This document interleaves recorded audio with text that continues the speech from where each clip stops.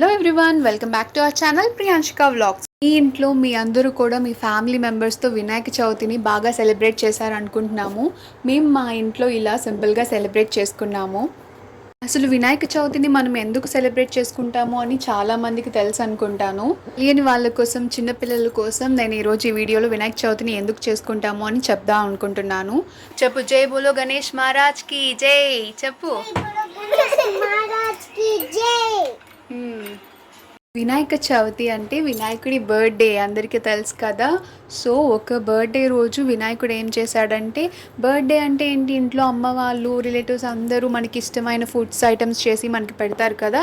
అలాగే గణేశుడికి కూడా చాలా ఫుడ్ ఐటమ్స్ పెట్టారంట, నచ్చిన ఉండ్రాలు, లడ్డూలు ఇవన్నీ. సో వినాయకుడు ఇవన్నీ తినేసి చాలా ఫుల్ అయిపోయిందనమాట వినాయకుడి టమ్మీ. అలా నడుచుకుంటూ వెళ్తున్నాడంట.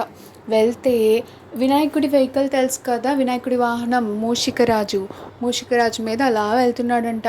మూషికరాజుకేమో పాము కనిపించి భయపడి తడబడ్డాడంట. అప్పుడు వినాయకుడిని పాడేశాడు. అదంతా పైనుంచి చూస్తున్న చంద్రుడేమో వినాయకుడిని చూసి బాగా నవ్వాడంట. వినాయకుడికి బాగా కోపం వచ్చింది. చంద్రుడు నవ్వడమే కాకుండా వినాయకుడిని అపహేళన చేశాడంటే, నువ్వేంటి, ఆ పొట్టేంటి అని. అప్పుడు సడన్గా వినాయకుడి పొట్ట పగిలిపోయి పడిపోయాడంట. పార్వతీమాతకి తెలిసి కోపంగా వచ్చిందంట. పార్వతీమాత గణేష్ని చూసి బాధతో, కోపంతో చంద్రుడిని అందంట, నువ్వు నీ దృష్టి తగిలే నా బిడ్డకి ఇలా అయింది, నువ్వు అసలు కనిపించకుండానే పోతావు అని చెప్పి శపించిందంట.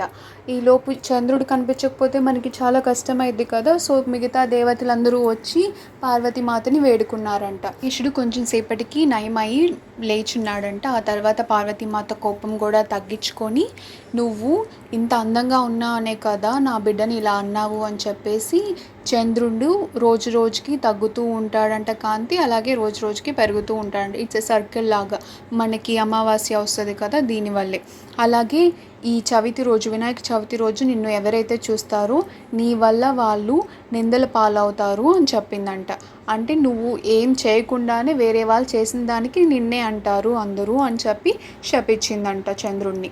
అందుకే మనం ఆ రోజు కన్ఫామ్గా వినాయకుడిని పూజ చేసి ఆయన కథ చదివి ఆ అక్షింతలు మన తల మీద వేసుకుంటే అప్పుడు చంద్రుని చూసినా కూడా మనం ఎటువంటి నిందలు పడకుండా ఉంటాం అన్నమాట. ఇది గణేష చవితి వెనక ఉన్న స్టోరీ.